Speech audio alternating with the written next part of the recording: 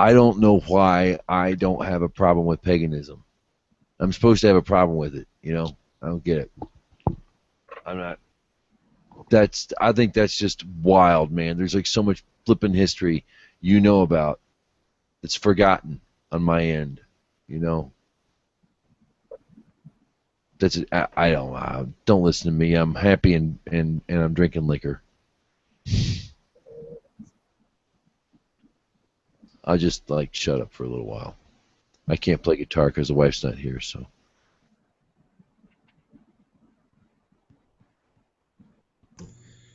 Well, in all fairness, Reuven, I mean, people will have some objections to religions that they're competing with. And yes, there was human and animal sacrifice in the ancient world, but it's important to realize that societies evolve and that it's not always mutually exclusive. You know, that sometimes the evils of society have more to do with how society is as a whole and less to do with what specific religious tradition they belong to. Yeah.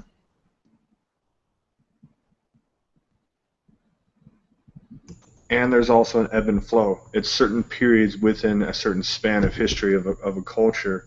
You have progressive elements that came in, and then there was tyrants. I mean, look at Rome as a perfect example. You would have times where it was very peaceful. I mean, there were military campaigns, but they had good leaders and good rulers. They had the republic, which is an amazing thing that helped to form a lot of our concepts of democracy. But just as easily, they still struggle with what we struggle with today, the oligarchic elements of government. That this person was born into this family, so therefore they get leadership. So you ended up getting all kinds of horrible people being put into public office as a result of that. And it's something that I've made mention to people. I say, oh, things are going in this direction. Look at the shithole we're in, this and that. Look at history. Look at the whole span of history. We have always been dealing with the same kinds of shit all throughout history. But nobody wants to do that. They want to look at their own little world and their own little problems. Nobody fucking studies history. All of education right now is learn this math, learn this science so that you can be a good employee. Nobody gives a shit about where anybody comes from anymore. Dude, my son was 13 years old, and he's still yet to be taught the Holocaust. He has no idea what happened in World War II. None. Why are we fighting Germans? They were okay. I was like, son, he was 12. I had to explain this to him. This is my ex-wife puts him in private school, but this is the level of education my son is receiving. At the age of 12, did not know about World War II. You know, the one that we have actual footage of happening?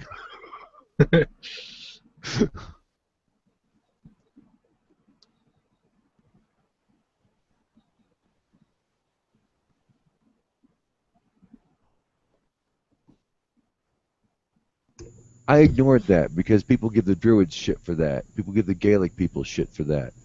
And Druids weren't exactly known for human sacrifices. It wasn't like their thing as a ritual, from what I know. But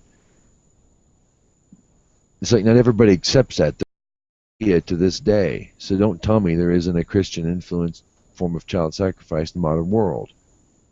You know, I don't know. What do I know? History is written by the victors. It's an important aspect of history, especially in the context of the Western world. A lot of what we understand is on the basis of not only how the Western world viewed ancient times, pagan times, those heathens, but also older than that. How the Greeks viewed the Persians and the Persians viewed the Greeks. How the Jews viewed the Canaanites. However you want to split those hairs, but there's a lot of mudslinging on both sides of any particular argument or period of history that I can name to you.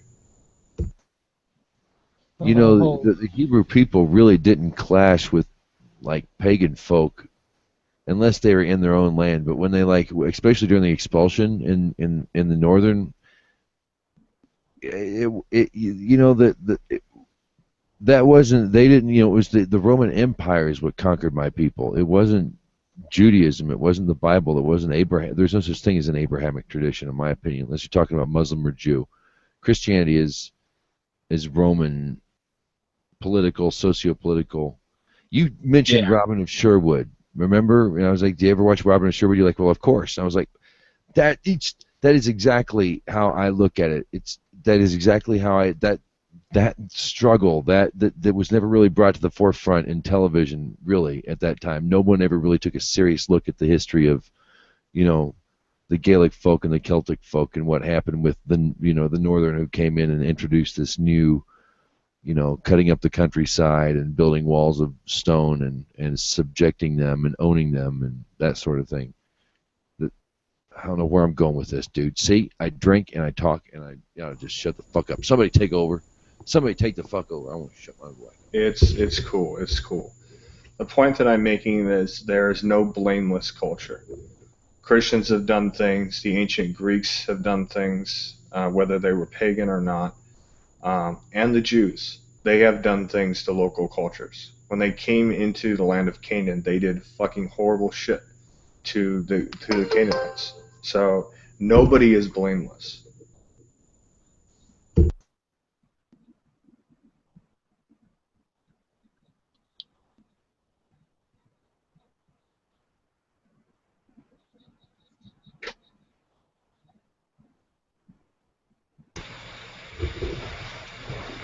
You guys went quiet.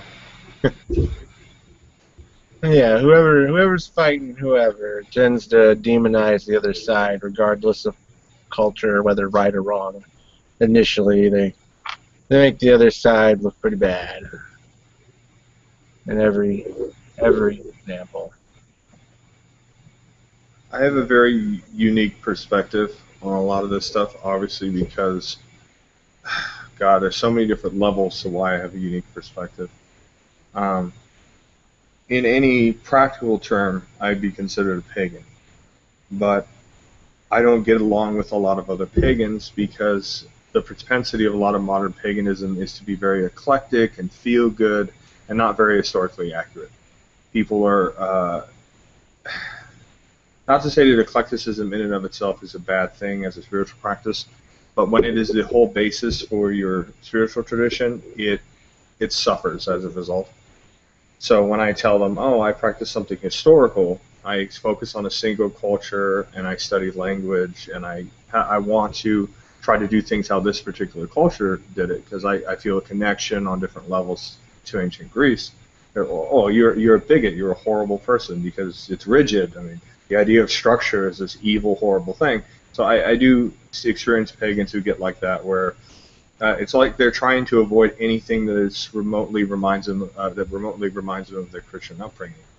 But conversely, as a result of that, even though I do get along with a lot of world religious people, people who practice a world religion, in the fact that I'm very traditional and very much about devotion and regular practice, I also piss them the fuck off because the way I view a lot of world religions is through the lens of an animist, through the lens of somebody that sees older traditions which were polytheistic, which were oriented towards nature, and a plurality of being, a cyclical universe, not a linear creation that's less ecclesiastical in nature, that is more rural and in the home, and something that anybody could practice.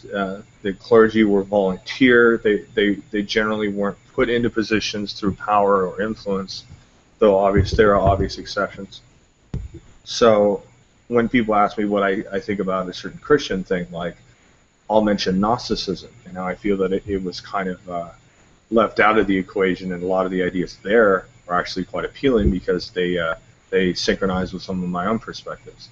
Once again, we all have our personal biases, but I do eventually get to a certain point when certain things are being discussed where I have to basically, take myself out of a situation, and that's why I left earlier, because there are some things that I could say that I restrict myself from saying, which would really make enemies with a lot of people. Well, you won't make an enemy out of me, man. I want to know because if was it the moral code, was it the seven laws, or was it just the Jews themselves, or No. oh, I speak up, fundament man. I fundamentally disagree with the whole concept and the promulgation of monotheism as a whole, and the way it was formed, why it was formed, the ensuing ethics and ideas that result from it on multiple levels. I could Oh, spend another 2 hours discussing with you why that is, um, but it's pretty basic. When you have to have a single deity who's ultimate, unknowable, and supreme, all of the other things that trickle down from that have to be changed. In no other style of religion do you have the same kind of rigidity of ethics, the same kind of literalist opinions of mythology, the aversion to something that could be considered ritual in its quote-unquote pagan element. There's so many things that I look at that are basically absolutist as a result of that, because the idea that there is one single deity is in and of itself and it's an essentially absolutist position, because you are concluding beyond a shadow of a doubt that that the divine adheres to this one singular archetype. Everything follows suit with that. see, I think that it's all the same religion. All of it originally was one science, and it got fragmented, and we're all seeing the same thing. Yeah, I kind of agree. I mean, I kind of agree with both of what you guys just said there. Like the idea, like the way that Christianity and some of the more Abrahamic traditions have made things, like the way that it's made things over time. I agree with what he was saying, but like you said, Idol Smasher. Like when I look at all these different religions, it just looks like it's the same thing through different cultural lenses. I don't know if Yeah. it was all originally the same, but it certainly seems to be the same message when you get down to the more fundamental metaphysics of what they're talking about. On a fundamental level, the most basic form of spiritual belief is animism, the experience that ancient peoples would have had, that they would have seen uh, qualities, personifications within natural forces, and that Hmm. over time, through cultural influence, through telling stories, and through gaining wisdom from the environment around them and what it was teaching them, they eventually created myths, which were allegories, stories that suggest ideas about things. Hmm. But see, the thing is, and where the line is drawn between the ancient ethnic traditions of the world, like ancient Egyptian religion, the Greeks, the Celts, the Norse, is that ancient people saw their myths as symbolism. There was no reservation to it whatsoever. But monotheistic traditions, they use a sort of mythological history. They set it up so that there are specific individuals that are being followed throughout a mythological tradition that are in some ways considered literal beings, that are considered literal historical people that once lived. The way the universe is constructed in Abrahamic beliefs, it is so, once again, it's absolute. Even the most progressive forms of Judaism, they're basically saying our God is the only God, and that our history that we wrote in our myths is the only one that is of value. Whereas most ancient traditions would have seen corollaries between theirs and those of other people. Most of their conflicts would have had more to do with politics and sharing of resources and fighting over resources than it ever did with specific religious traditions. So tell us about Helen. What's your god like? What's your goddess?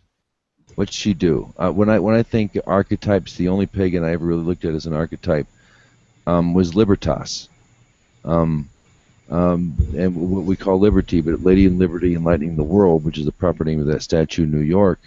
Her feet are crushing shekels. She is always in forward motion. She carries the torch that enlightens the world about personal liberation. What would your God do? What does she do? Or he do? They do, if I may make so bold.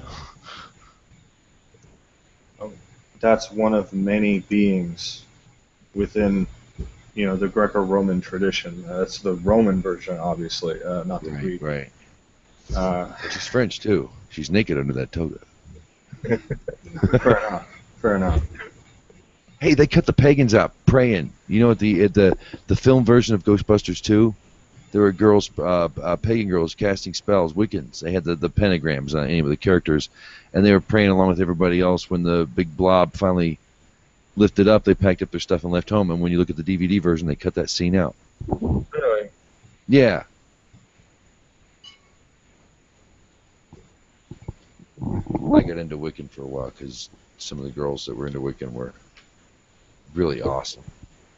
Wicca is a very, very, very, very, very different tradition than Greek religion, and very modern. They've kind of taken everything and twisted it quite a bit. I know, it's new wave-ish kind of, yeah. What's, do you have a specific god, a household god, or something of the sort? You have several? Yes. I have several that I worship in my home. And these are focal points? For me personally, in my home and my experiences of the last 10 years. And do these give you motivation to bring that focal point into the world? How do I put this in basic terms here? They motivate me to cultivate virtue. Okay. Yeah. Okay. So that's the simple definition. So it is virtue you wish to spread in the end. Yes, and to be a better person, to grow as a person, to cultivate my relationships with the gods, and the ensuing growth. Once again, it's all cyclical. It all comes back to the same thing: that making sacrifices of self, giving physical offerings and libations,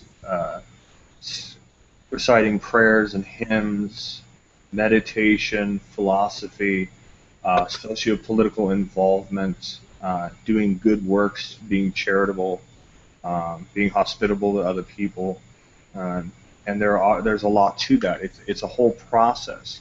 In ancient Greece, a young man or an adolescent would have started on his studies, and he would have been schooled in a lot of these principles. It would have been expected of him to be completely involved on all levels. I've mentioned this before. The most essential virtue in ancient Greece was arete, which is excellence in all things. That was something that was used in many different spiritual traditions, most especially in European pagan traditions. The idea of honor. So excellence and honor are very similar virtues. A lot of heathens that I've met, Norse pagans, Asatru, they very much are motivated by a code of honor, and that's what motivates their life. It's what everything that their life is based on. So that's not too different than the Noahide code. You live by a code of honor given to you by that which you see as above you and greater than you. We try to apply that honor to our daily lives. There's a difference between virtue and an ethical standard, and don't do this, don't do this, don't eat this, don't do this. I mean, specifically written down that these are the things you can do and not do under specific circumstances. That is the line in the sand. That is the difference between an Abrahamic tradition and a pagan. But Abraham tradition tells you not to murder. Sure. What's wrong with that? I'm not saying that that's inherently bad, but you're using the better examples. Well, he's saying that specific, rigid, way of looking at things where there's not flexible situational morality. You look at things in different situations, you come up with different ways of viewing it. Like in the Abrahamic traditions, there's more like a rigid, just no, it's this way all the time, no matter what. That's what he's trying to say. Not necessarily the murder thing, but... Well, and Abrahamic is don't murder, don't steal, you don't have sex with animals or your mom, you be kind to animals and nature. I don't understand. I don't see how we would clash in that. Is it because is it because you would rather focus on the positive? For instance, the prohibition against murder would be seen in a virtuous sense as the propagation of all life in its fullest possible ability to flourish. Would that? You're missing my point. Okay, My point is like all these restrictions of what you can do in bed, what things you should eat, how you should behave on a specific day, on a specific month. Okay, religion. Very, very specific, rigid restrictions that are common to Abraham. All the stuff in Leviticus, like all the little rules that are like, just all that type of stuff. Yeah, if somebody's planting two seeds together that shouldn't be there, you should kill that person. No, well, if anybody says that's full of shit, and I'm a guy who studies that stuff. But see, that's the problem. Even if a logical and well-studied person can see that there's some leeway there, there's some flexibility in that. By stating things so concretely, you basically open up the door for people to misinterpret and do stupid-ass shit. That's why there's a difference between virtue and the law of the land. Most societies would set up laws that were specific, that were flexible, and could be changed based on what was going on with those specifics in mind. Whereas religion, the realm of religion, was virtue, that there were abstract, spiritual, higher ideals that you were to live by, as opposed to setting down specific edicts. And that's kind of my point.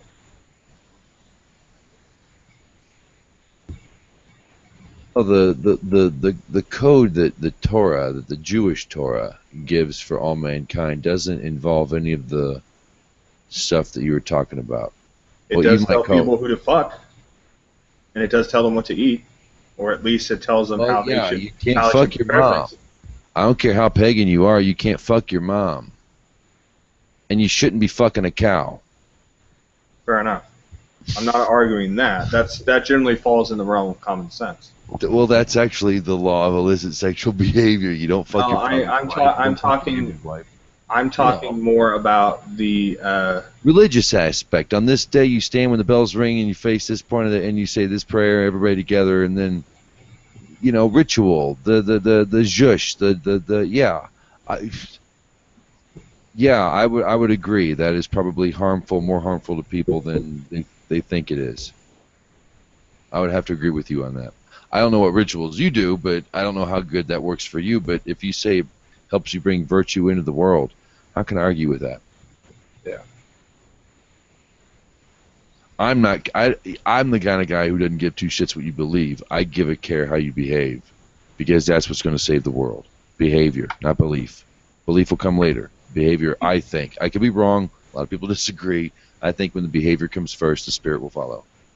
When we learn to do it right here and learn to flourish as humans, which will, when we do that properly, nature will flourish as well, and we will live in harmony. I know that sounds crazy, but I think it's going to happen. We'll see. I don't know. What do I know?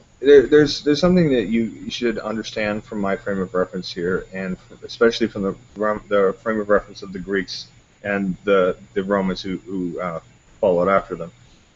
There was a belief that religious belief should be flexible and rational, and that it should encourage the individual cultivation of virtue, and not the adherence to specific rigid concepts like I was kind of mentioning.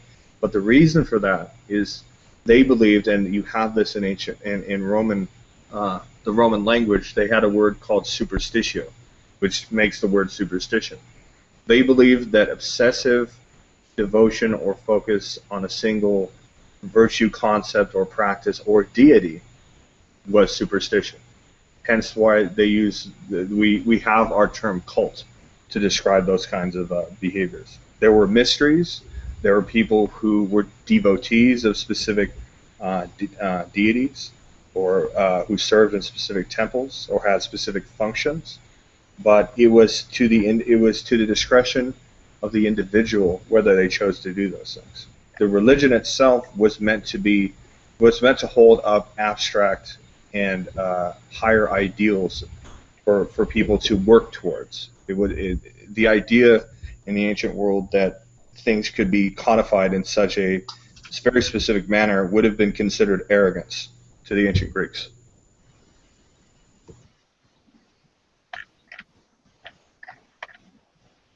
Right on.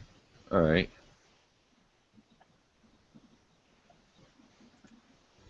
Greeks are reasonable people. You know, there are Jews who still name their child Alexander to this day, and they do it for good reason.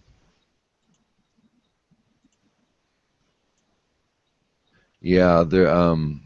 I would like to dispel a lot of the stuff about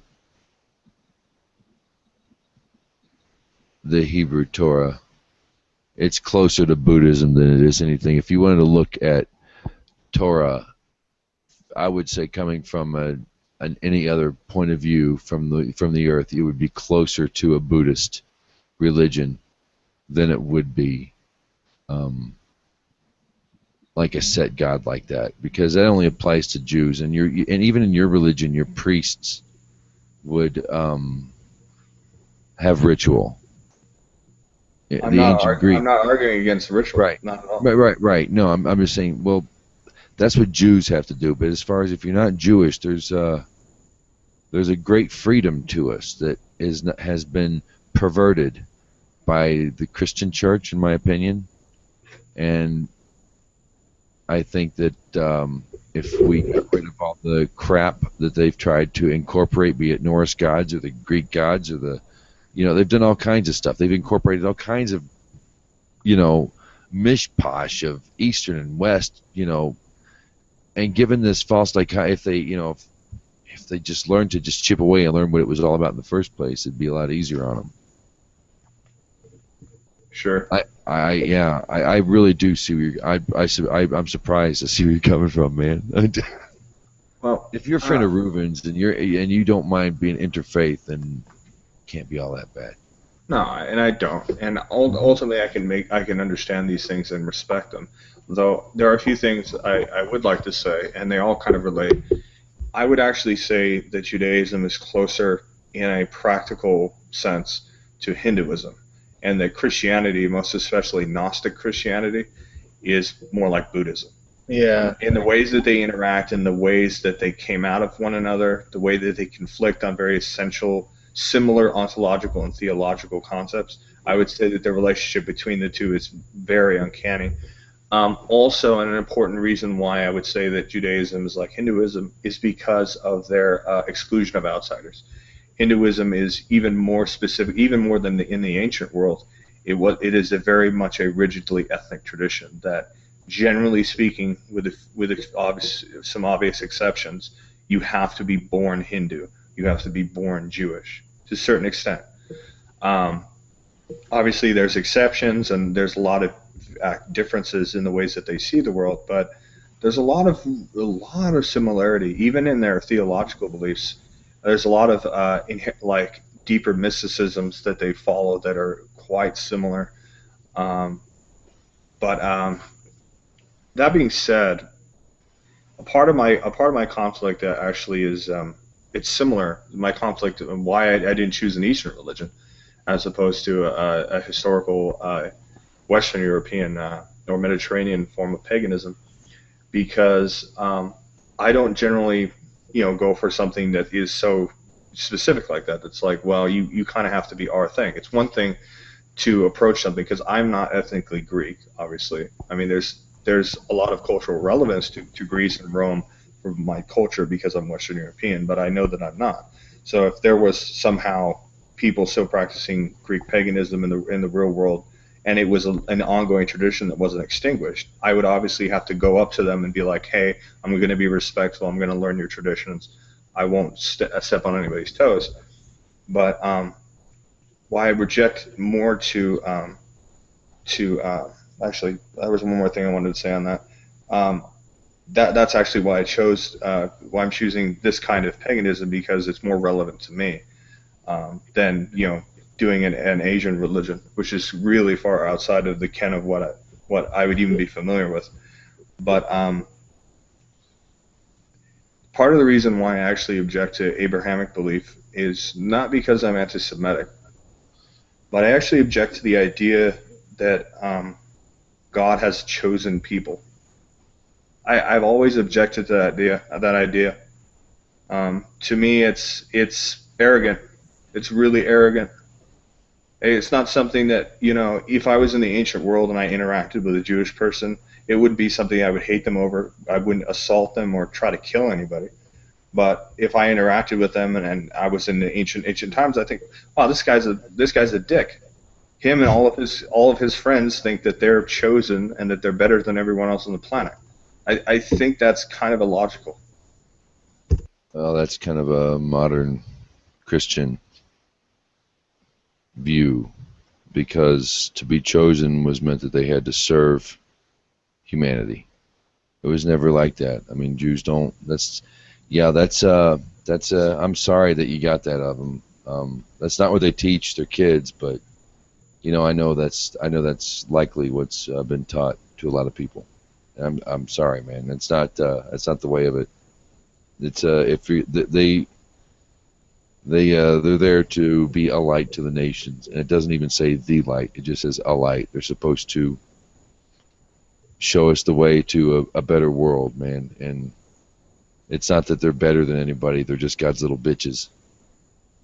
That's all it meant. They're the priest. If there's any priest a priest could go to understand the world, it would be the Jewish people, because they would be the nation of priests. This tiny little nation, 2% of the world, would be servants to mankind. But really, it's not. Now the Christians, dude, I think you and I both can understand the Christian fallacy in all this, where chosen means that God loves us better than everybody else, because that's what they're taught. I think even Christians have a hard time with that. I don't see. How could anybody not have a hard time with that deep inside their minds, that we're chosen because of what we believe, and that guy over there who's a good guy is going to go to hell? Think about that paradox that puts in the natural human mind of children. I want to address what Reuven said here, because it hits to the core of the point that I was trying to make. It's a justification, Reuven. They say that because it's their myths, it's their stories that they've created as a way of touching the divine, and they've placed themselves in a situation where they are lesser and chosen to be lesser. It's almost like a masochistic form of narcissism. They've chosen to be shitheads. They've chosen to be cast out and to be isolated for this reason of this special knowledge they were given. It's the exact same thing as the adolescent power fantasy among gamers and comic book geeks. I'm a dork and this and that or whatever, so I'm going to worship these superhero figures because I'm misunderstood, and really, ultimately, I'm better than everyone else because I'm a geek, because I'm a nerd, because I'm really intelligent, and all these stupid jocks over here are just pieces of shit. It's the same mentality. It's ironic that the two mentalities are so similar, because a lot of modern Jewish people I've met are very geeky in that sort of sense, and a lot of the things that Jewish culture focused on throughout history has been involved in that. Has been involved in more clerical and governmental aspects. I'm not saying that Jewish people are bad inherently, but from the perspective of somebody that's not Christian, that doesn't take stock in Abrahamic belief at all, I don't see any real difference to me between a Christian, a Muslim, and a Jew. I just see it as somebody who's created a belief system that, I'll preface that by saying I do see some significant differences in the ways that they relate in the world, in that Muslims are a much bigger threat than the rest of them. But that's a whole other story. But I, from my perspective, all I see is somebody who has created this elaborate culture and mythology around a self-fulfilling prophecy. Yeah, but what if that prophecy is world peace and returning to an Eden state of existence? That can't be too bad. Under You their have to give them specific that. laws, under their specific laws and their specific culture, that they are the almighty hall monitors of the world. Right. That would be, yeah, that would be them. They would be the police, if you will, or the judges, judicial, Judaica. I guess It's you could just say that. it's just a But it's just a passive you version wouldn't. of what the But Christian. it wouldn't be their law that you're judged on. It would be the 7 laws I mentioned earlier. They're not. They don't sound too bad. They're their laws, and we could go into why they're their laws, but it's pointless. I We don't mean, have to wear it's tefillin. clear We that don't they have wrote it to. down. We don't have to rest on Shabbos. We can eat pork if we want to. We can eat squirrel or cat if we want to. I mean, there's no. We just have to be kind to the animals if we're going to eat them. I mean, that's not so bad. I mean, it's not so bad. I mean, at least they have a positive outcome. I I'm guess not they need it I'm being not the rest saying of the that the world. core of it is bad, but the expectation that something that they came up with, however logical or seemingly universal it may be, expecting that something that they came up with is something that all people should follow, is just as bad as conversion by the sword. It's just subtle. Hmm. Because you're basically telling other people that their cultural trappings and that their specifics about virtue are wrong. Even if you're being nice about it, you're just killing them with kindness.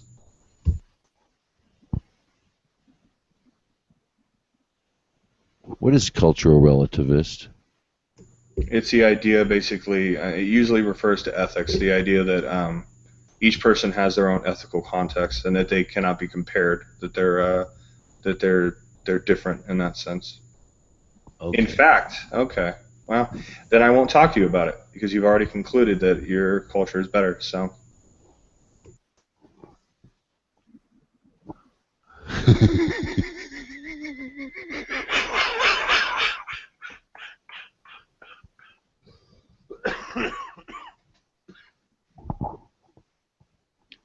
Who, me or Kevin? Or both of us? I think he's talking to me. Okay.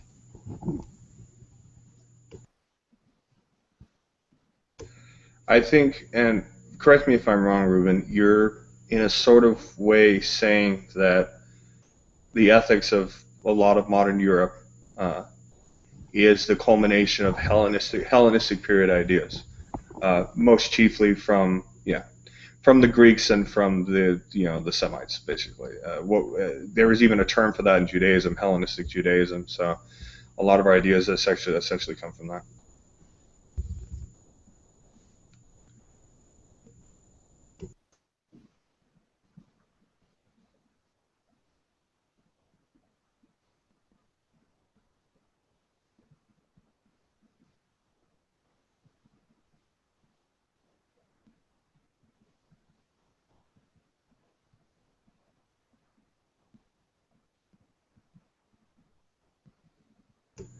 Yeah, that's definitely true, Reuben.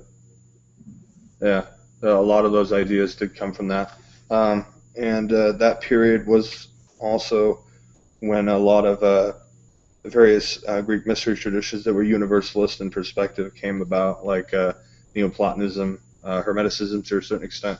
But you're right, the syncretism and all that kind of stuff, and a lot of the mystical kind of ideas eventually went underground and eventually kind of became a part of what we have in modern occultism. So I would agree with you. In that cultural perspective, I mean, if you're saying it that it's superior in the sense that it's the standard from which all other things are measured, then yeah, I would agree.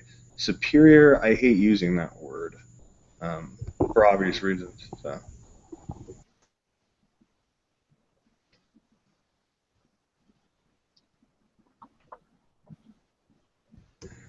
I did get your meaning, Reuben. I did. So.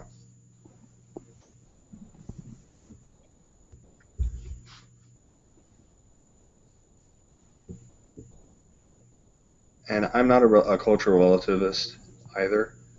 I do think that there are some basic philosophical conclusions that people can come to as a means for determining um, ethical concerns. But at a certain point, there's a line where certain things for certain cultures are more or less appropriate. So I wouldn't say that I'm a hard relativist as much as I would be like a soft relativist in that sense, if we could even use that determination. How would you look upon the East beyond India to things like Taoism or Buddhism in comparison to a Hellenistic approach to working this thing out? If you look at the history of China and the various empires within China, and you look at how their philosophies and their cultures and religions have developed, and traditional Chinese religion, and also the earlier Japanese religions like Shinto, which is still practiced, it's basically the same. It's very polytheistic. It's focused on the cultivation of virtue. It has a deep animistic respect for nature, and it has a deep philosophical tradition with mystical trappings and ideas about the soul and healing and all that kind of stuff. In a lot of ways, China is very much like how ancient Greece and Rome were for the East. So I'd say they're very, very similar. And in point of fact, Socrates and Aristotle are quoted as saying many of the same things that Lao Tzu and Confucius have been saying. That quote that you hear, that the only constant is change, was quoted in some form both in Greek tradition and in Chinese religion and philosophy. So I take it you would have a problem with the Buddha. Yeah, actually, to a certain extent. I tend to respect Buddhists because they kind of keep to themselves. But the idea of Buddhism is also pretty arrogant. And the way that it spread is very similar to how Christianity spread. A lot of Buddhists basically think it's all illusory and that the worship of God is bad. And in point of fact, I've actually had an experience that has conferred that. So I'm not just talking out of my ass here. When I was a teenager, I was kind of doing like a world religion study. Just went to a bunch of different temples and was kind of getting to understand some things. And at the time, I was moving towards a Neoplatonic and eventually more Hellenistic kind of paganism. But I posed a question to a Tibetan Buddhist monk who had come over to the States at this one temple I went to. And he had a translator, some fucking hipster-looking motherfucker that was just like worship Tibetan Buddhist or whatever. And I asked him a very simple question. In any form that you could describe, is there a God? Instead of answering the question and describing that our concepts of God are based on these specific trappings of Buddhism and that it's really just a certain perspective on something that's not entirely true, he seriously just fucking laughed at me. Seriously. That would be nice. A Tibetan Buddhist laughed at me. And it wasn't like a chuckle like, oh, you silly Westerner and your funny little concepts of a monotheistic God. He actually had malice in the way that he was with respect to that. In all fairness, I think maybe he probably heard that question quite a few times and may have had his own bias there and may have just been sick of the question. But the ensuing things that he said after that basically just reinforce the idea that we Buddhists have such a better idea. We have a godless universe.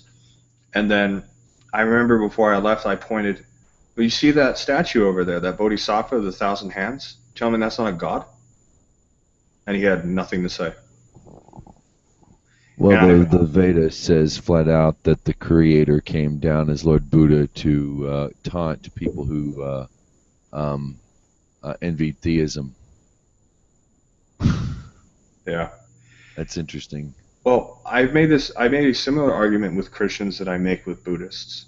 Christians argue that they're monotheists when their religion clearly necessitates a form of theism. And I've argued, and Buddhists say that they're non-theists, which is a term I basically use for spiritual atheists. I use that distinction, so just keep that in mind. Atheist is what we have now. Non-theist is any religion or spirituality that doesn't preach literal gods in the way that we would think of. Okay, so that being said, Buddhists are theists, and Christians are, and this is my ultimate thing, and it comes to all religions. Monotheism is an illusion. All religions are polytheistic. All of them have a host of spirits, a god hierarchy. At most, the only thing that can exist other than a hard polytheistic perspective is henotheism, the idea that there's a godhead. That's fucking it. Because every single religion on the planet has manifestations of deity of some form.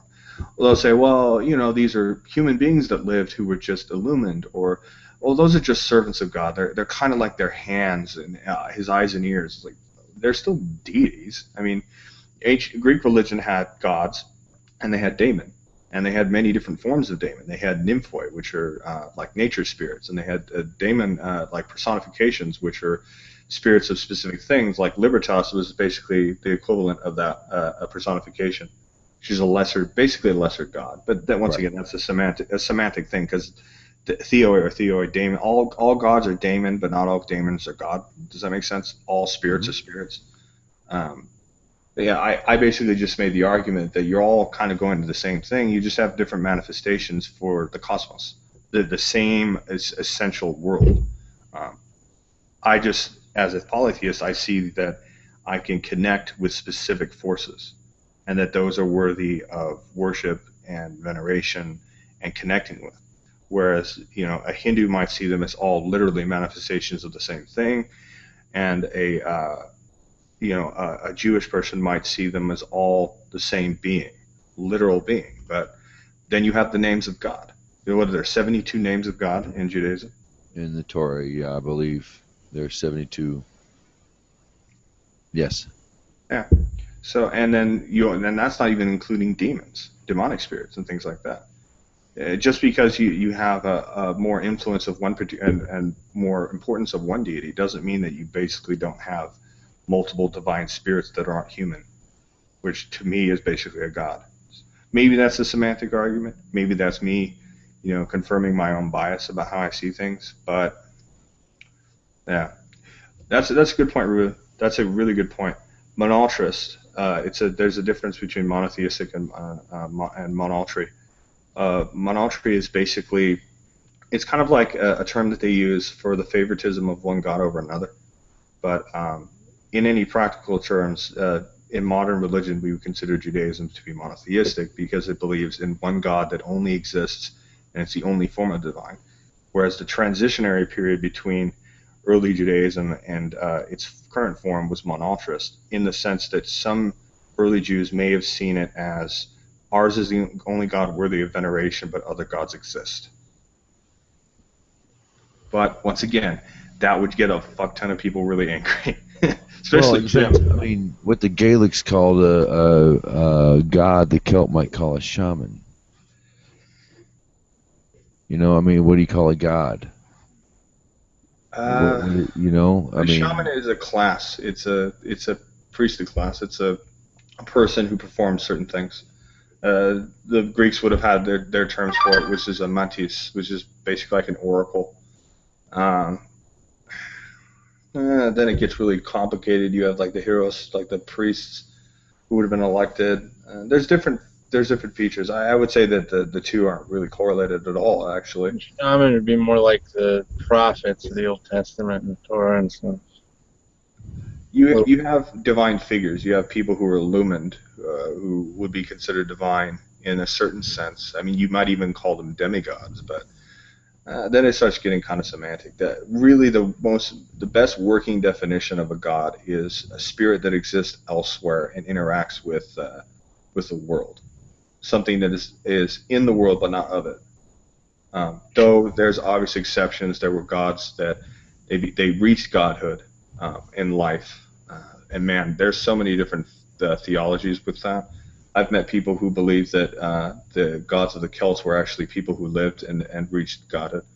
And then you also have the Jains who literally believe in a godless universe, and that all their deities basically are people who once lived and reached enlightenment. So there's precedence for that idea. And there's so many other forms of theism that people don't even talk about.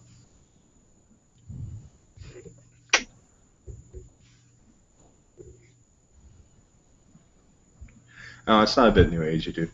And I totally get that. I mean, a lot of the role of a shaman was kind of early medicine. There's a lot of similarities there, obviously, but and there's also a lot of leeway. I mean, shamans generally would have dealt with certain spiritual concerns that weren't just exclusively through treatment of physical illness, but it's a gray area.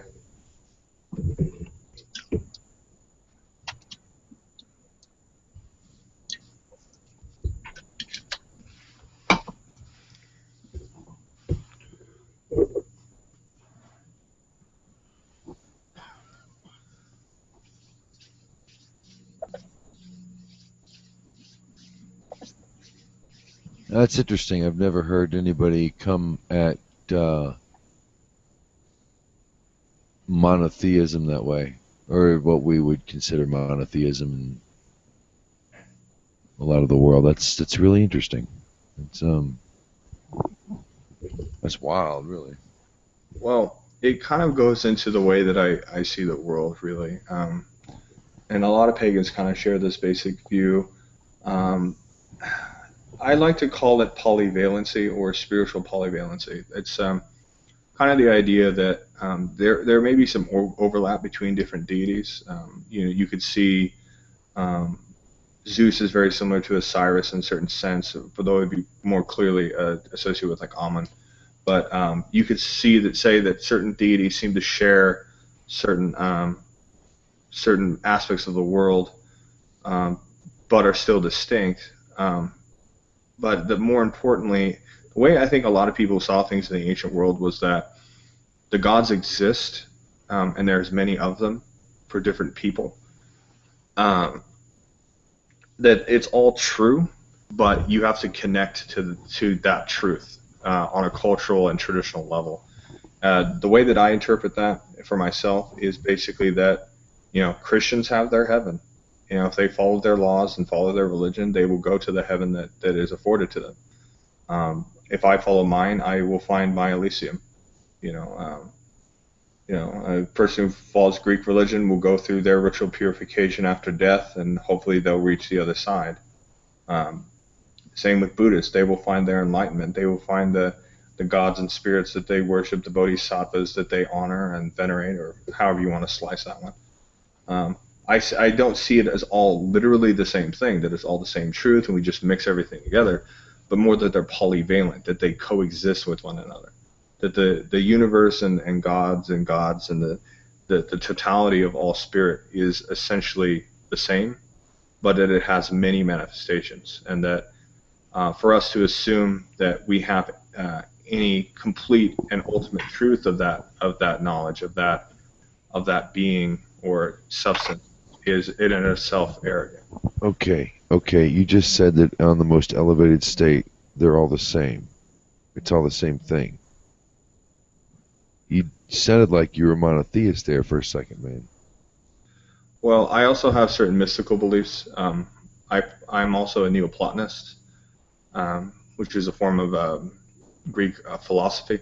It evolved further later on in time and became something a lot different. But early Neoplatonism, like Plotinus and even Proclus, preach the idea that there are certain levels above the gods, that there's how would I put this? There are cosmic and hypercosmic gods, manifestations of the same deities that people would have worshipped. But that ultimately above that, you have different levels. You have the Logos, you have the Demiurge, which is kind of the creator of the world, and then above that, eventually it leads inexorably back to the one, To'en, which is the oneness of all being. And that was the thing that Neoplatonists would have sought towards through the worship of gods and through certain rituals and meditation, and even theurgy, which is kind of like God magic, as basically a rough translation of that they would have eventually reached that point.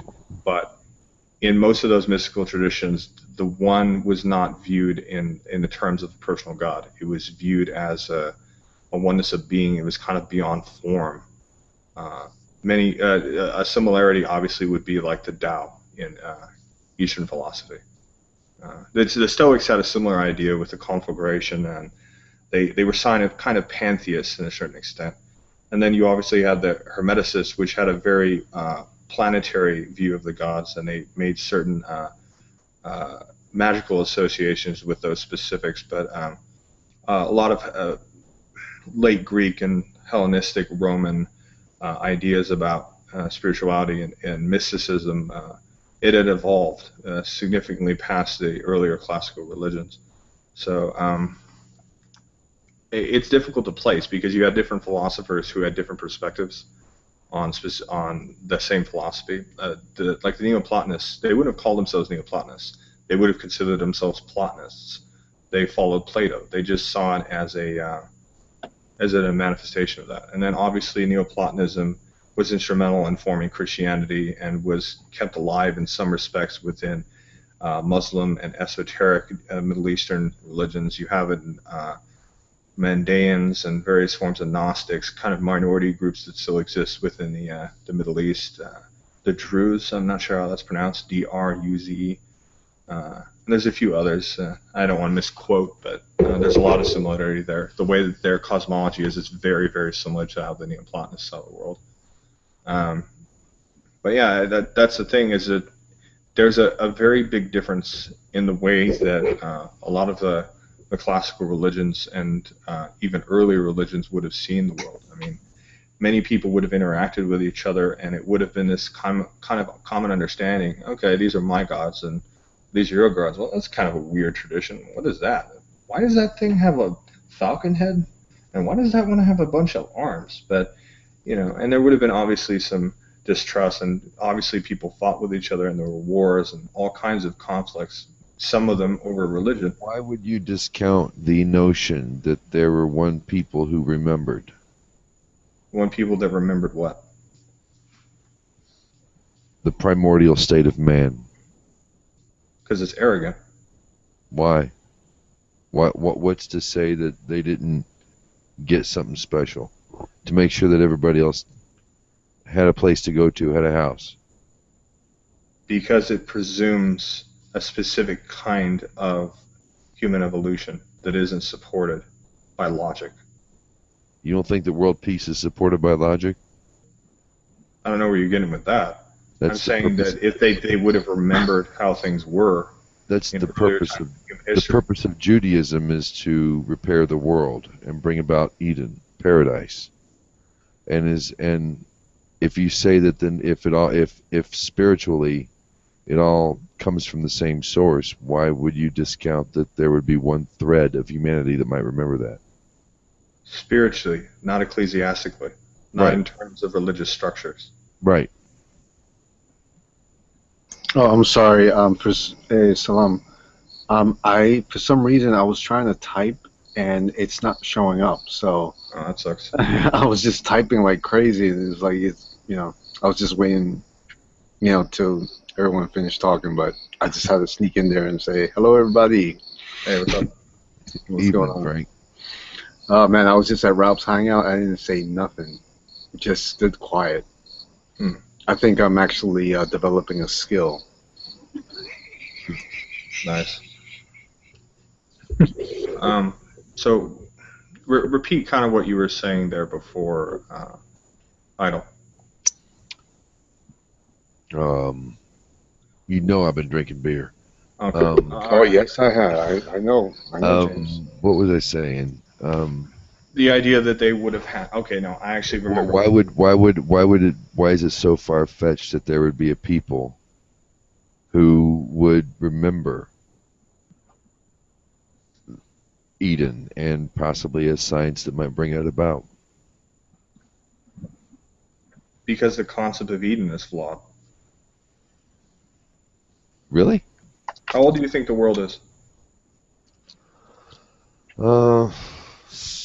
They say 4 billion. I think is the latest acceptable number. I don't know. I don't believe I don't believe that we need a number, but that's the number that we're given.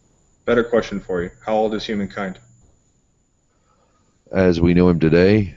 Yes. Around about 6,000. Figured you'd say 6,000. I would say that because why do you know that? I'm not saying there weren't other humans, but the humans we know of today, the seed that survived, has only been around about 6,000 years. Yeah. Maybe certain aspects of civilization. But I don't believe that Adam 6,000? and Eve of Genesis are the first upright, Homo erectus walking around the earth. Oh, okay. So you're going to take it from a cultural evolutionary standpoint. I take it from so Noah on. So I think okay, the 6,000 flood. years 6,000 years ago, which would have been 4,000 BC. But that was the first time that Homo sapien man stepped upon the earth, as we know him today. The seed that survived the catastrophe. Which presents a whole host of other problems. Uh, Atlantis was washed away by a flood. We've got pyramided cities in the bottom of the Bermuda Triangle. We've got sunken I'm cities. not going to go into the know. ambiguities of historical science. I'm saying just out of what we understand from accepted science, accepted anthropology, and history, at Oh no, I don't. I don't. I don't 4,000 buy years it. ago, what civilizations were in existence? 4,000 years ago. No, 6,000. So 4,000 6,000. BC. 4,000 BC. Look it up on Wikipedia. It'll be right there. No, I think that it would be a plethora. I think it would be I think you'd have all kinds of humanoids running around. I think that a lot of the myths of Middle Earth came pre-Diluvian. Okay. And you're saying that there was an Eden at that time. And Before literally, that. even before that. There is a vision, I think, in all mankind of paradise. Okay. I don't know if it's a race memory or if it's something that we long for, but I believe it's a very powerful concept that should be harnessed. So how much further back would Eden be?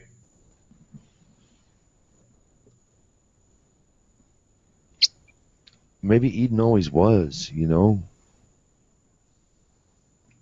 So you're Maybe taking it as a metaphysical concept. Yeah, Eden and all that, it should be looked at, I think, personally, first as more of an allegory than anything. Okay. When you get literal, I have to start getting at the Chumash and I have to start looking at stuff, and All right.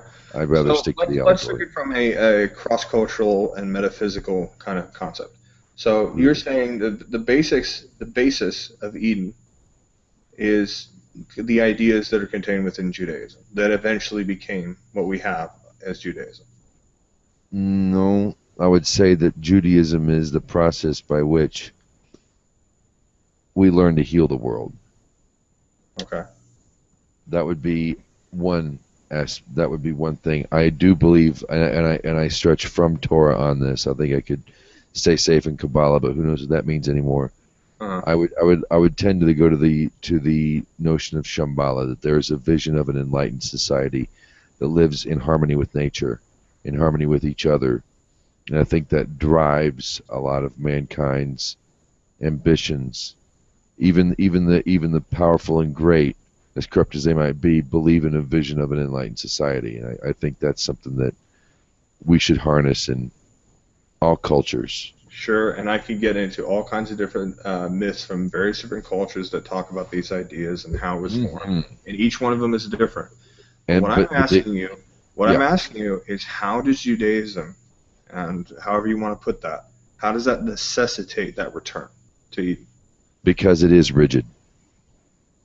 That rigidity, the rigidity of the tree, is not its fruit, but its root. Its connection with the earth, its connection with the natural flow of the universe. It has to be rigid.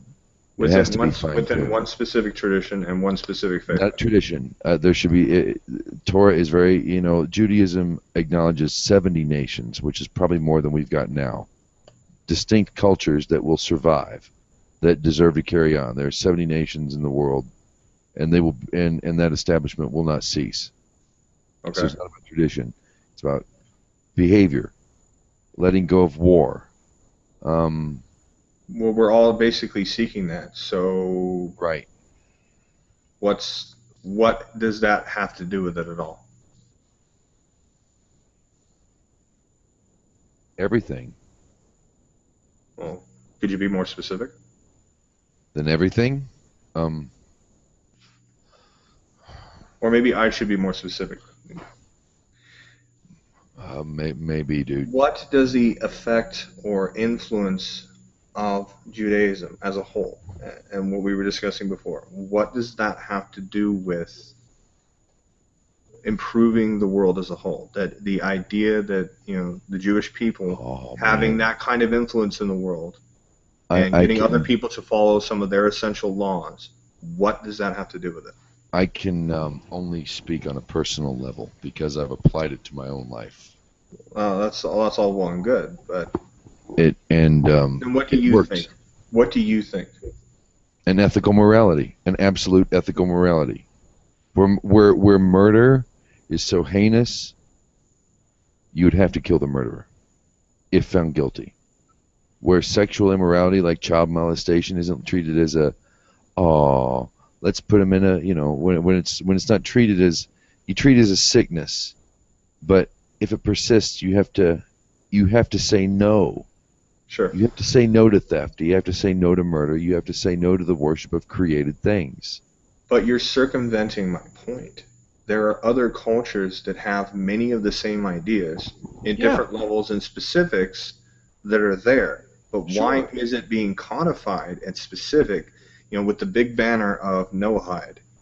Like, if in this ideal situation that somehow everyone was a Noahide in some, fictitious universe, why would that even matter if everyone basically holds some of those same ideas?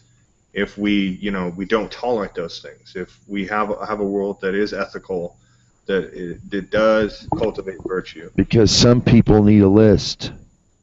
Some people need, what do I need to do? What do I don't need to do?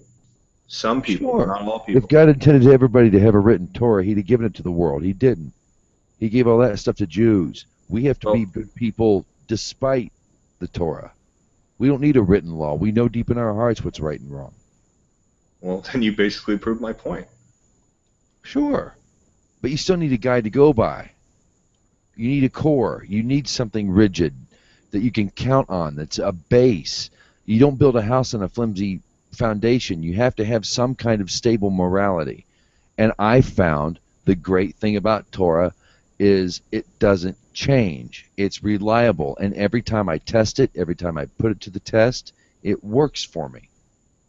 The more I use it, the better I get. I've never been I was kind of a slimy little before I took it all seriously. But once I began to apply these principles and took careful consideration into applying the laws in my daily life, those 7 laws, I am a better man.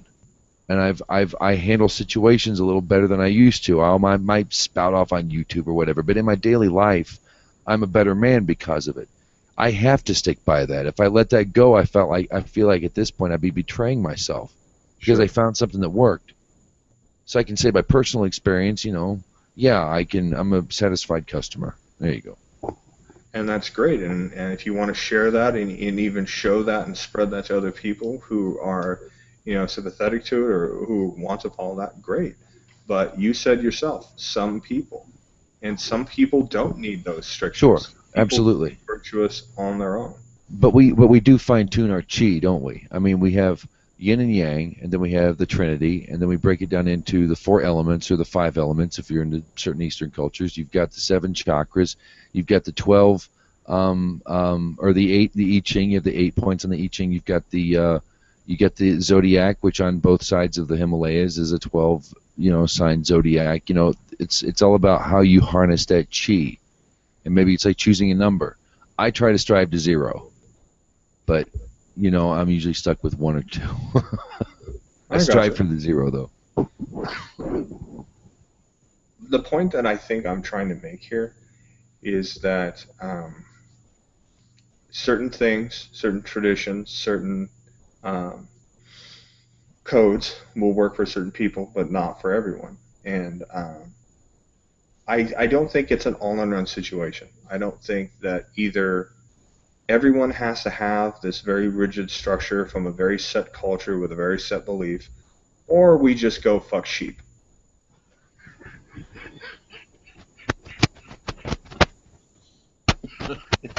When a rancher fucks his sheep, he does so at the edge of a cliff. Why so that? The sheep will push back. Oh, shit. Very good, very good. So. Yes, sir, it was.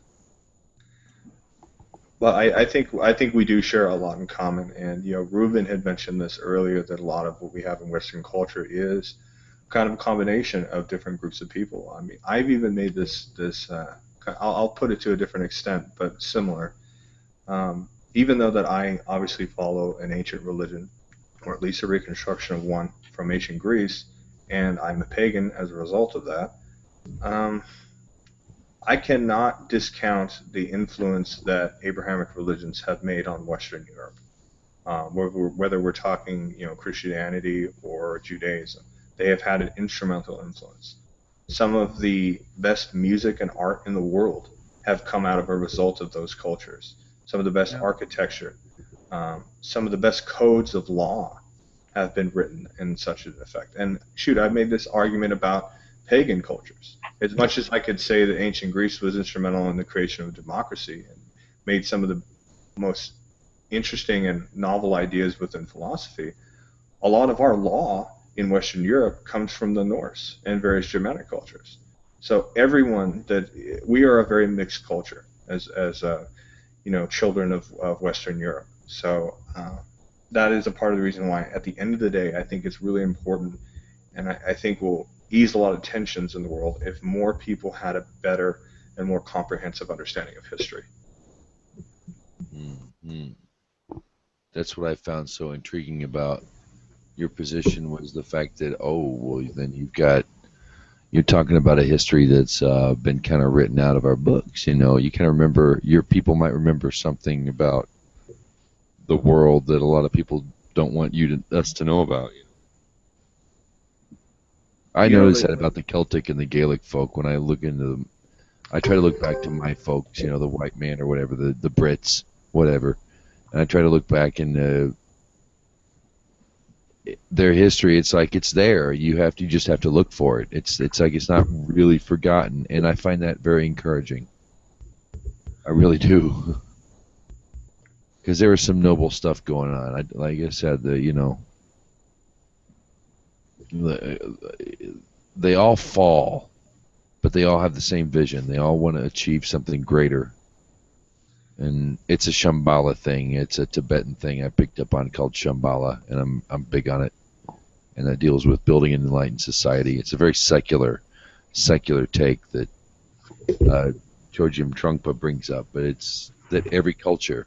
You've got Jerusalem in the heyday. You've got Camelot. You've got people in the Indians and the Incas even had visions of an enlightened society, of a better society that we should build.